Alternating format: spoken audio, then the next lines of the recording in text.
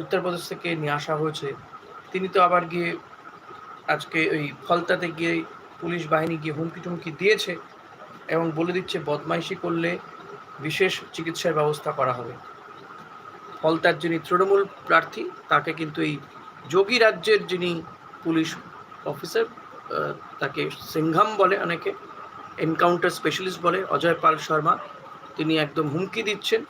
এই ভিডিও কিন্তু ভাইরাল হয়ে গেছে, দেখা গেছে।